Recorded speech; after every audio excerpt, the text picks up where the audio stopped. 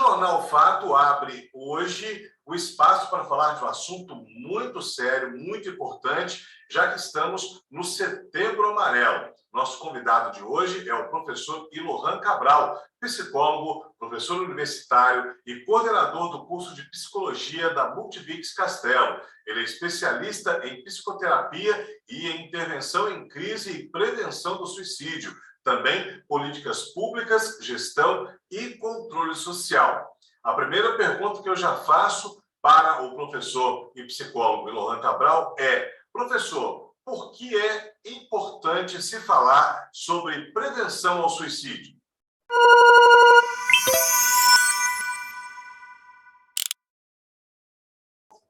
Primeiramente, para romper os tabus em relação ao tema, a problemática do suicídio.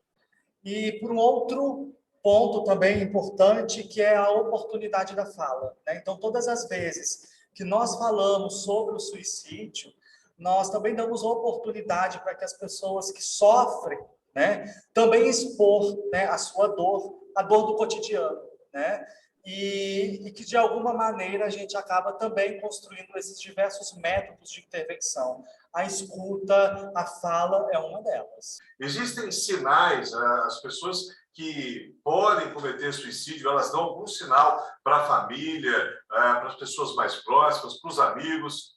Não existe uma causa específica para o comportamento do suicídio. O transtorno mental é um desses sinais, é um dos pontos que a gente avalia, é todo o histórico clínico, de um sujeito.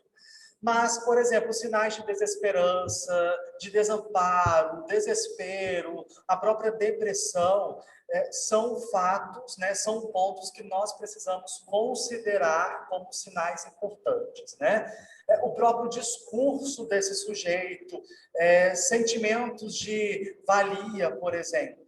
Então, são sinais que nós precisamos perceber.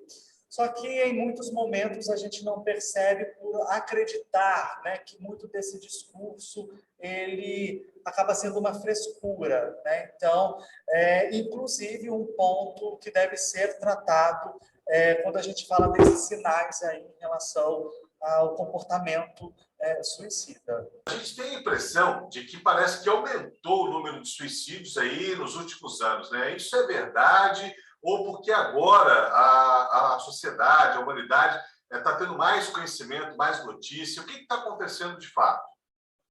O suicídio, ele sempre esteve presente na história da humanidade, Porém, a forma de se pensar no morrer que foi se transformando a partir de cada tempo histórico, Mas, referente à sua pergunta, se houve o aumento, hoje a gente percebe que as pessoas falam mais sobre o tema, embora ainda repleto de tabus.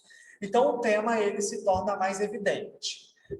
Mas, se a gente for analisar a partir de diversas pesquisas, utilizando esses dados, esses parâmetros, houve sim um aumento de 28%, do suicídio no nosso país. Então, de 9,7, a gente sobe para 12,4 mil suicídios por ano. Então, isso é um sinal de alerta. A gente tem aí, por exemplo, um aumento de 12% de suicídio, tentativas em cidades gaúchas, Porque o fator, quando a gente vai analisar a partir dos dados, a partir da geografia, cada região, cada localidade tem as suas particularidades.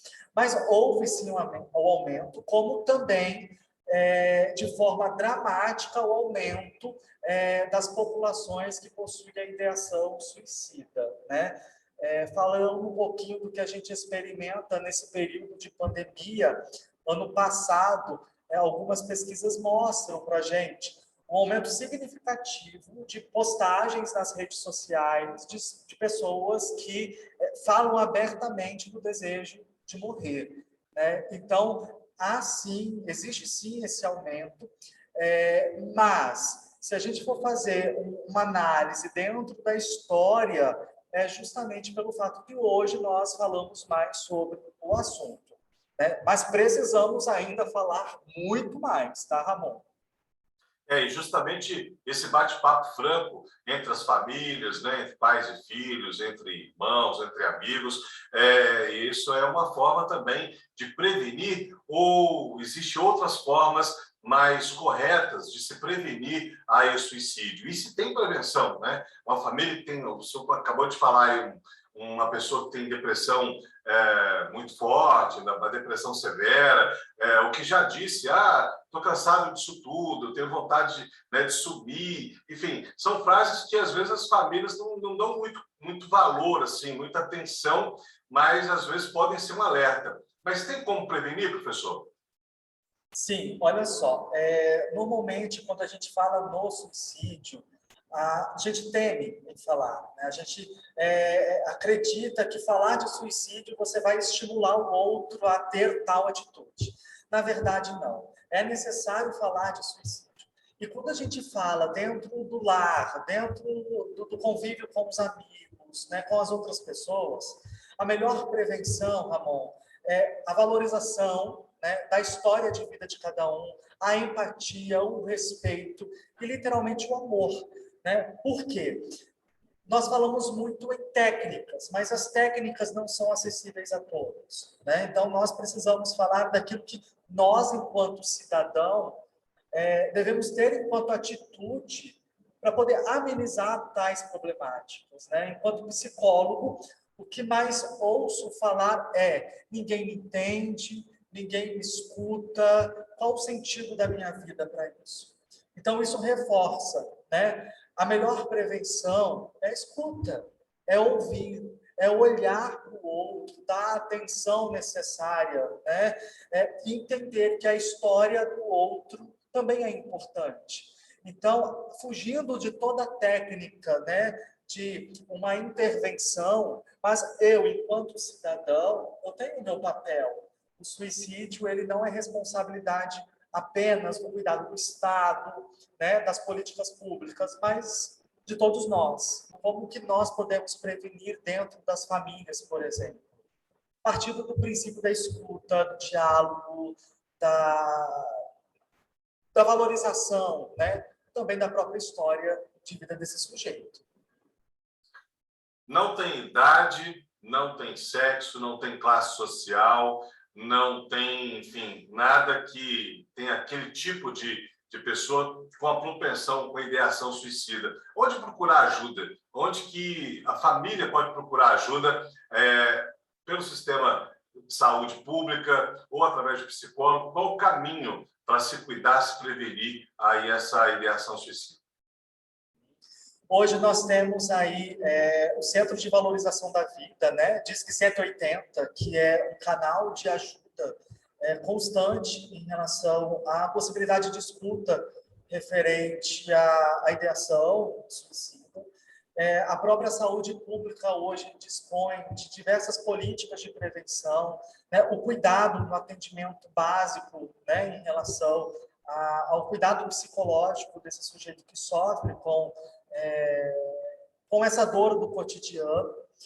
Nós temos a psicologia, que vem colaborar muito, a própria medicina também.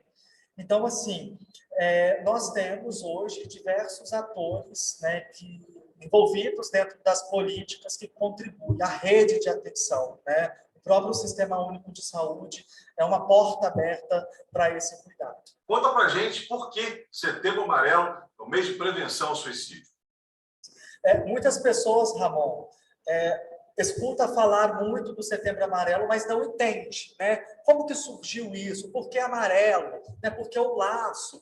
Então, isso vem na história desde 1994, uma situação, né, que provocou, que trouxe aí várias reflexões a partir do suicídio de Mike M., que ocorre lá nos Estados Unidos, um jovem, né, com muita personalidade, adorava mecânica, ele reformou um Mustang amarelo, e ele, em algum momento da vida, aos 17 anos, ele morreu por suicídio, né? Ele provocou a própria morte. E aí os jovens, os amigos, os familiares, eles não entendiam, eles não enxergavam que aquele jovem tinha algum sofrimento. Então, a partir dali, eles começaram a perceber a necessidade também do cuidado com as outras pessoas que sofriam, né? Que existe uma dor muito velada quanto ao sofrimento psíquico, né? E aí eles começaram a distribuir durante o funeral, né, de Mike, uma fita amarela e uma mensagem: se precisar dessa ajuda. Então, aquilo comoveu todo o país, eu falo dos Estados Unidos. A partir daí, a Organização Mundial de Saúde, em 2013, ela coloca o dia 10 de setembro como um dia, né, para dar visibilidade à prevenção do suicídio. Mas no nosso país, no Brasil, em 2015, a partir aí da Associação Brasileira de Psiquiatria, o próprio Centro de Valorização da Vida, o Conselho Federal de Medicina. Então, desde 2015, a gente vem construindo diversas políticas públicas de prevenção, de enfrentamento ao comportamento. Lembrando, Ramon, que não é apenas o comportamento, o ato em si do suicídio, que não é a partir daí que a gente começa um trabalho de prevenção, né? É de uma população muito maior que sofre com a ideação, né? Então, na tentativa, ainda é possível a gente resgatar, não a partir da morte, né? Porque aí a gente trabalharia com enlutado, mas há um público muito maior que sofre, aquelas pessoas que possuem a ideação suicida. E aí, Mike, né, é um exemplo de tantos outros jovens, pessoas que morrem, né, devido ao desespero, pela falta de escuta, pela falta de acolhimento, pela falta de empatia. Muito obrigado pela entrevista e sucesso sempre, professor. Obrigado.